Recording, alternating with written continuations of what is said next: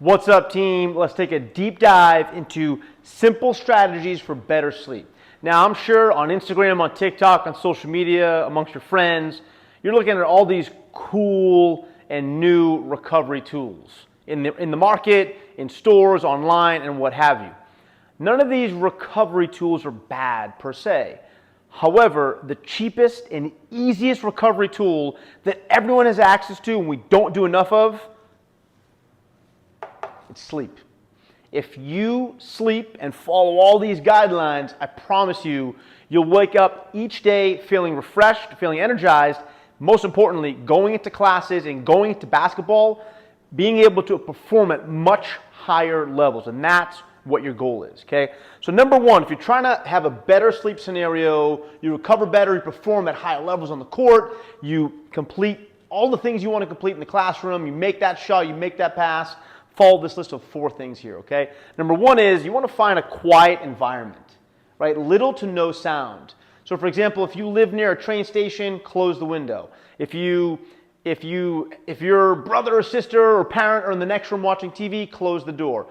Find a way to have little to no sounds whatsoever in the room. Quiet environment is number one. Number two is you want a cool temperature. You don't want to be freezing, but you don't want to be hot and sweaty where you have to take one leg and put it outside of the blanket just to kind of stay cool. Cool, lower temperature, around 70 degrees or so, give or take a degree or two, depending on your comfort, is what we're aiming for. Cool temperature so you don't have to fuss or wake up through the night. Number 3 is you want to get quality sleep in the ballpark of 7 to 8 hours. Quality sleep, or what we call REM sleep, rapid eye movement, all that really means is that you're getting a quality level of sleep, you're resting, your brain is recharging.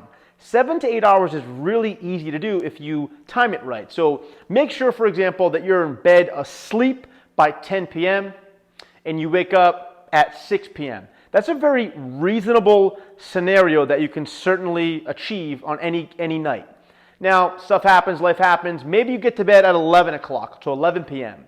If you still wake up at 6 a.m. the next morning, that's still 7 hours. That's still quality. And as long as you're getting quiet environment and cool temperature, you'll be fine. The other piece is, I know we want to be on our phone at nighttime. I know we want to check in on how the day went and all that stuff. And that's great. But let's be honest with you. I'm going to be honest with you rather.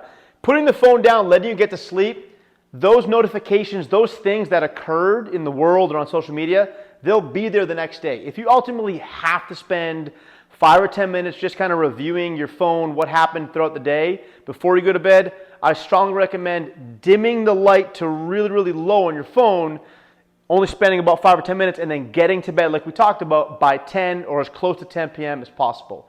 Following this list is going to set you up for success, for simple strategies for better sleep to perform at higher levels in basketball, on the court, and in life.